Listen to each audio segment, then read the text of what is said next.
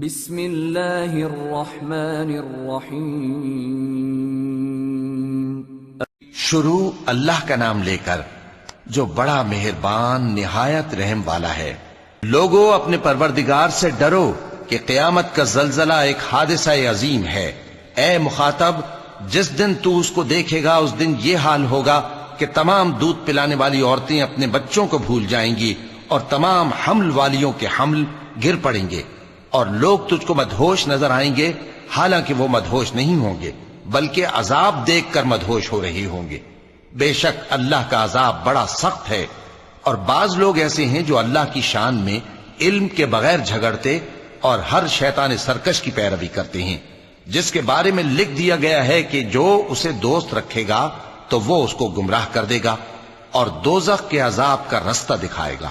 لوگو، اگر تم کو مرنے کے بعد جی اٹھنے میں کچھ شک ہو تو ہم نے تم کو پہلی بار بھی تو پیدا کیا تھا، یعنی ابتدا میں مٹی سے، پھر اس سے نطفہ بنا کر، پھر اس سے خون کا لوتھڑا بنا کر، پھر اس سے بوٹی بنا کر جس کی بناوٹ کامل بھی ہوتی ہے اور ناقص بھی، تاکہ تم پر اپنی خالقیت ظاہر کر دیں۔ اور ہم جس کو چاہتے ہیں ایک میعاد مقرر تک پیٹ میں ٹھہرائے رکھتے ہیں، پھر تم کو بچہ بنا کر نکالتے ہیں، پھر تم جوانی کو پہنچتے ہو، اور بعض قبل از پیری مر جاتے ہیں، اور بعض بڑھاپے کی نہایت خراب عمر کی طرف لوٹائے جاتے ہیں کہ بہت کچھ جاننے کے بعد بالکل بے علم ہو جاتی ہیں۔ اور اے دیکھنے والے، تو دیکھتا ہے کہ ایک وقت میں زمین خشک پڑی ہوتی ہے، پھر جب ہم اس پر مے برساتے ہیں تو وہ شاداب ہو جاتی اور ابھرنے لگتی ہے اور طرح طرح کی بارونق چیزیں اگاتی ہے۔ ان قدرتوں سے ظاہر ہے کہ اللہ ہی قادر مطلق ہے جو برحق ہے، اور یہ کہ وہ مردوں کو زندہ کر دیتا ہے، اور یہ کہ وہ ہر چیز پر قدرت رکھتا ہے، اور یہ کہ قیامت آنے والی ہے اس میں کچھ شک نہیں، اور یہ کہ اللہ سب لوگوں کو جو قبروں میں ہیں جلا اٹھائے گا۔ اور لوگوں میں کوئی ایسا بھی ہے جو اللہ کی شان میں بغیر علم کے اور بغیر ہدایت کے اور بغیر کتاب روشن کے جھگڑتا ہے اور تکبر سے گردن موڑ لیتا ہے تاکہ لوگوں کو اللہ کے رستے سے گمراہ کر دے۔ اس کے لیے دنیا میں ذلت ہے، اور قیامت کے دن ہم اسے عذاب آتش سوزاں کا مزہ چکھائیں گے۔ اے سرکش، یہ اس کفر کی سزا ہے جو تیرے ہاتھوں نے آگے بھیجا ہے، اور اللہ اپنے بندوں پر ظلم کرنے والا نہیں۔ اور لوگوں میں بعض ایسا بھی ہے جو کنارے پر کھڑا ہو کر اللہ کی عبادت کرتا ہے، اگر اس کو کوئی دنیاوی فائدہ پہنچے تو اس کے سبب مطمئن ہو جائے، اور اگر کوئی آفت پڑے تو منہ کے بل لوٹ جائے، یعنی پھر کافر ہو جائے۔ اس نے دنیا میں بھی نقصان اٹھایا اور آخرت میں بھی، یہی تو صاف نقصان ہے۔ یہ اللہ کے سوا ایسی چیز کو پکارتا ہے جو نہ اسے نقصان پہنچائے اور نہ فائدہ دے سکے، یہی تو پرلے درجے کی گمراہی ہے۔ بلکہ ایسے شخص کو پکارتا ہے جس کا نقصان فائدے سے زیادہ قریب ہے۔ ایسا دوست بھی برا اور ایسا ساتھی بھی برا۔ جو لوگ ایمان لائے اور عمل نیک کرتے رہے، اللہ ان کو بہشتوں میں داخل کرے گا جن کے نیچے نہریں بہ رہی ہیں۔ کچھ شک نہیں کہ اللہ جو چاہتا ہے کرتا ہے۔ جو شخص یہ گمان کرتا ہو کہ اللہ اس کو دنیا اور آخرت میں مدد نہیں دے گا تو اس کو چاہیے کہ اوپر کی طرف یعنی اپنے گھر کی چھت میں ایک رسی باندھے، پھر اس سے اپنا گلا گھونٹ لے، پھر دیکھے کہ آیا یہ تدبیر اس کے غصے کو دور کر دیتی ہے۔ اور اسی طرح ہم نے اس قرآن کو اتارا جس کی تمام باتیں کھلی ہوئی ہیں، اور یہ یاد رکھو کہ اللہ جس کو چاہتا ہے ہدایت دیتا ہے۔ جو لوگ مومن یعنی مسلمان ہیں اور جو یہودی ہیں اور ستارہ پرست اور عیسائی اور مجوسی اور مشرک، اللہ ان سب میں قیامت کے دن فیصلہ کر دے گا۔ بے شک اللہ ہر چیز سے باخبر ہے۔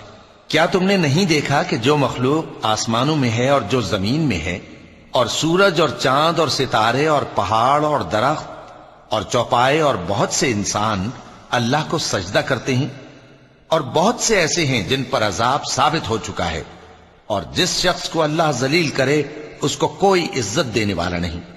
بے شک اللہ جو چاہتا ہے کرتا ہے۔ چونکہ آیت سجدہ تلاوت کی گئی لہذا سامعین پر سجدہ واجب ہے۔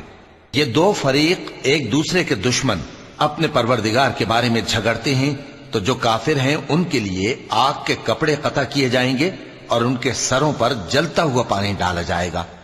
اس سے ان کے پیٹ کے اندر کی چیزیں اور کھالیں گل جائیں گی، اور ان کے مارنے کے لیے لوہے کے ہتھوڑے ہوں گے۔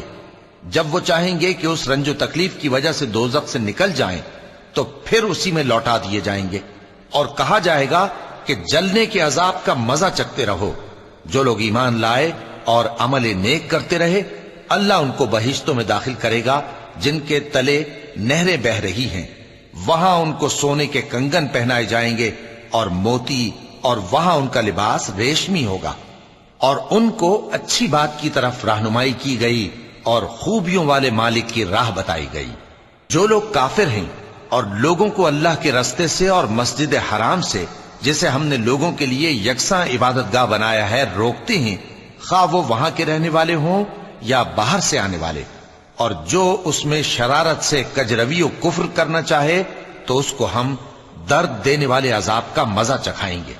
اور ایک وقت تھا جب ہم نے ابراہیم کو خانہ کعبہ کا مقام بتا دیا اور ارشاد فرمایا کہ میرے ساتھ کسی چیز کو شریک نہ کیجو، اور طواف کرنے والوں اور قیام کرنے والوں اور رکوع کرنے والوں اور سجدہ کرنے والوں کے لیے میرے گھر کو صاف رکھا کرنا، اور لوگوں میں حج کے لیے اعلان کر دو کہ تمہاری طرف پیدل اور دبلے دبلے اونٹوں پر جو دور دراز رستوں سے چلے آتے ہوں سوار ہو کر چلے آئیں، تاکہ اپنے فائدے کے کاموں کے لیے حاضر ہوں۔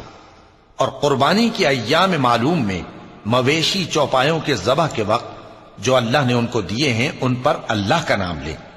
اب اس میں سے تم خود بھی کھاؤ اور خستہ حال ضرورت مند کو بھی کھلاؤ۔ پھر چاہیے کہ لوگ اپنا میل کچیل دور کریں اور منتیں پوری کریں اور اس قدیم گھر یعنی بیت اللہ کا طواف کریں، یہ ہمارا حکم ہے۔ اور جو شخص ادب کی چیزوں کی جو اللہ نے مقرر کی ہیں تعظیم کرے تو یہ اس کے پروردگار کے نزدیک اس کے حق میں بہتر ہے۔ اور تمہارے لیے مویشی حلال کر دیے گئے ہیں سوائے ان کے جو تمہیں پڑھ کر سنائے جاتے ہیں، تو بتوں کی پلیدی سے بچو اور جھوٹی بات سے پرہیز کرو، صرف ایک اللہ کے ہو کر اور اس کے ساتھ شریک نہ ٹھہرا کر۔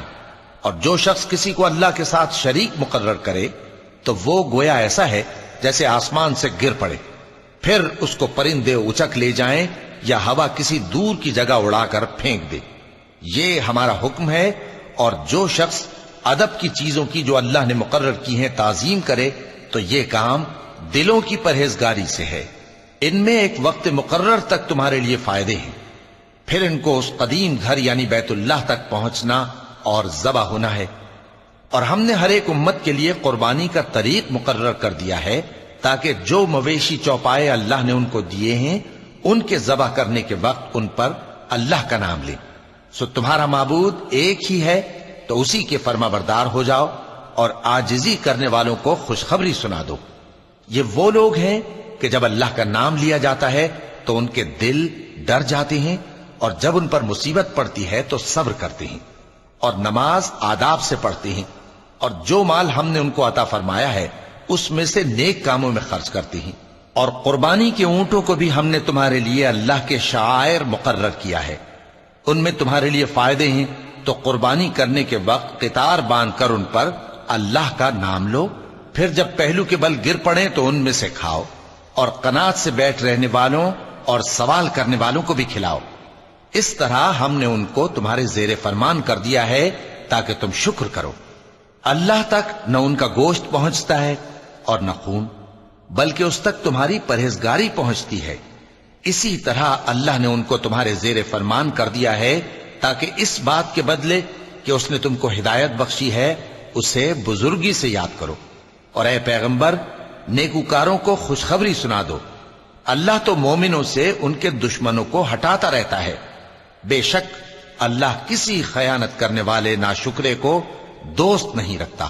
جن مسلمانوں سے خواہ مخواہ لڑائی کی جاتی ہے ان کو اجازت ہے کہ وہ بھی لڑیں، کیونکہ ان پر ظلم ہو رہا ہے، اور اللہ ان کی مدد کرے گا، وہ یقیناً ان کی مدد پر قادر ہے۔ یہ وہ لوگ ہیں کہ اپنے گھروں سے ناحق نکال دیے گئے، انہوں نے کچھ قصور نہیں کیا، ہاں یہ کہتے ہیں کہ ہمارا پروردگار اللہ ہے۔ اور اگر اللہ لوگوں کو ایک دوسرے سے نہ ہٹاتا رہتا تو خانقاہیں اور گرجے اور یہودیوں کے عبادت خانے اور مسلمانوں کی مسجدیں جن میں اللہ کا کثرت سے ذکر کیا جاتا ہے گرائی جا چکی ہوتی۔ اور جو شخص اللہ کی مدد کرتا ہے اللہ اس کی ضرور مدد کرتا ہے، بے شک اللہ توانا ہے، غالب ہے۔ یہ وہ لوگ ہیں کہ اگر ہم ان کو ملک میں حکومت دے دیں تو نماز قائم کریں اور زکوٰۃ ادا کریں اور نیک کام کرنے کا حکم دیں اور برے کاموں سے منع کریں، اور سب کاموں کا انجام اللہ ہی کے اختیار میں ہے۔ اور اگر یہ لوگ تم کو جھٹلاتے ہیں تو ان سے پہلے نوح کی قوم اور عاد اور سمود کی قومیں بھی اپنے پیغمبروں کو جھٹلا چکی ہیں، اور قوم ابراہیم اور قوم لوط بھی، اور مدین کے رہنے والے بھی، اور موسیٰ بھی تو جھٹلائے جا چکے ہیں۔ لیکن میں کافروں کو مہلت دیتا رہا، پھر میں نے ان کو پکڑ لیا، تو دیکھ لو کہ میرا عذاب کیسا سخت تھا۔ چنانچہ بہت سی بستیاں ہیں کہ ہم نے ان کو تباہ کر ڈالا کہ وہ نافرمان تھیں، سو وہ اپنی چھتوں کے بل گری پڑی ہیں، اور بہت سے کنویں بیکار اور بہت سے مضبوط محل ویران پڑے ہیں۔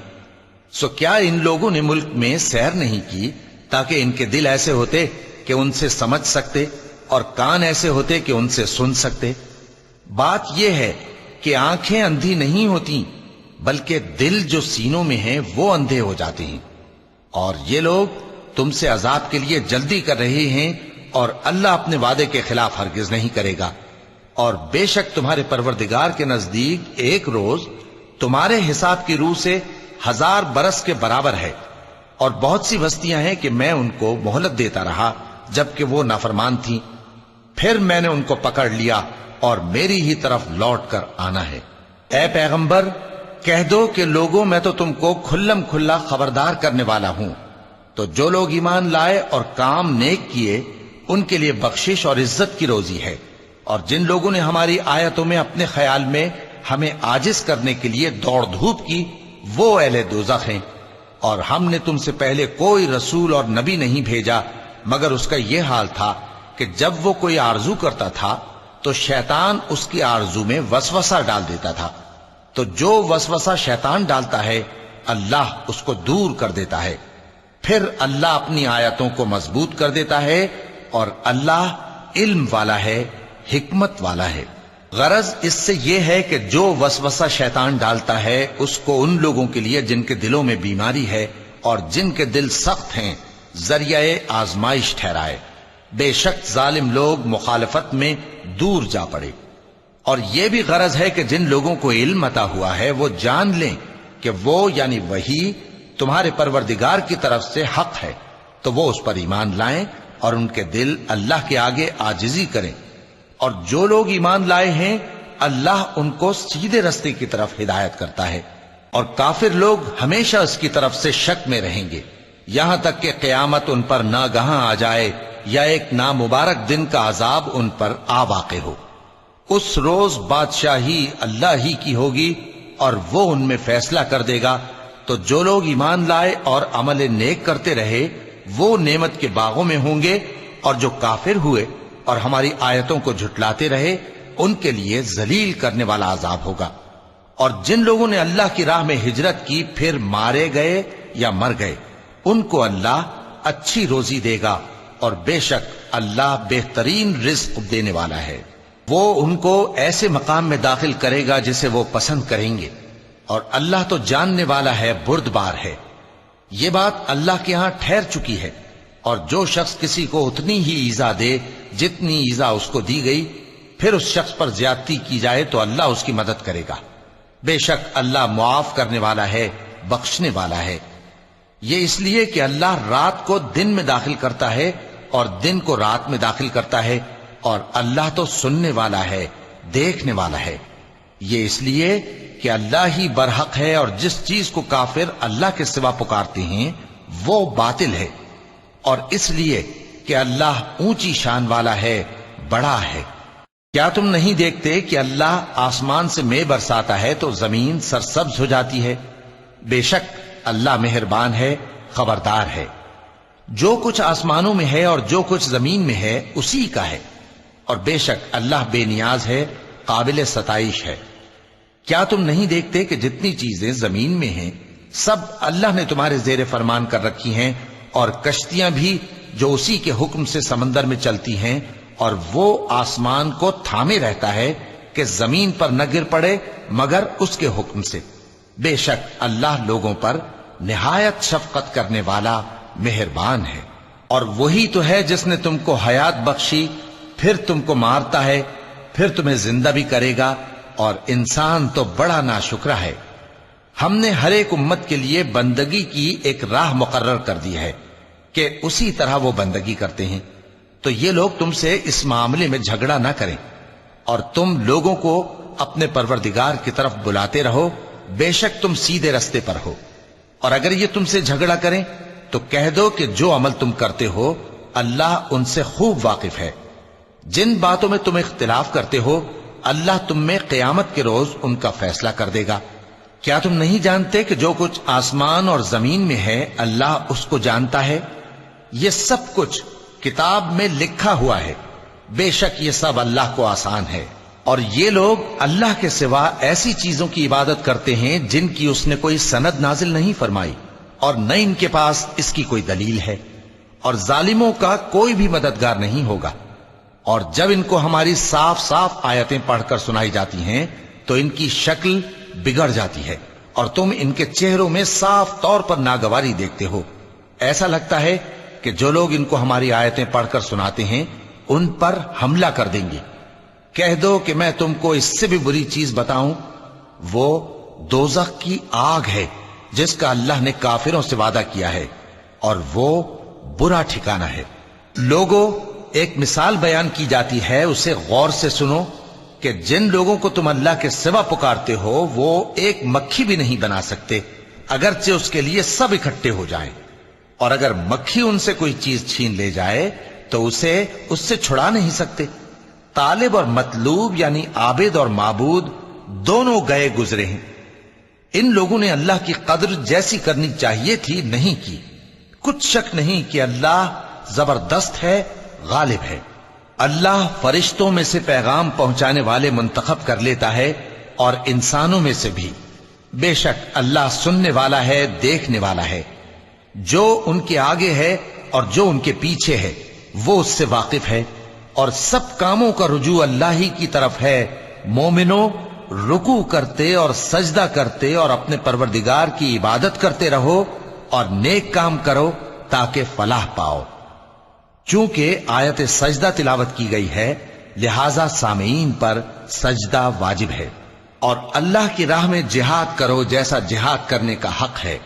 اس نے تم کو منتخب کیا ہے اور تم پر دین کی کسی بات میں تنگی نہیں کی، اور تمہارے لیے تمہارے باپ ابراہیم کا دین پسند کیا۔ اسی اللہ نے پہلے یعنی پہلی کتابوں میں تمہارا نام مسلم رکھا تھا، اور اس کتاب میں بھی وہی نام رکھا ہے۔ تو جہاد کرو تاکہ پیغمبر تمہارے بارے میں گواہ ہوں اور تم لوگوں کے مقابلے میں گواہ رہو۔ سو مسلمانوں، نماز قائم کرو اور زکوٰۃ دو اور اللہ کے دین کی رسی کو پکڑے رہو، وہی تمہارا دوست ہے، سو وہ کیا خوب دوست ہے اور کیا خوب مددگار ہے۔ صدق اللہ العظیم۔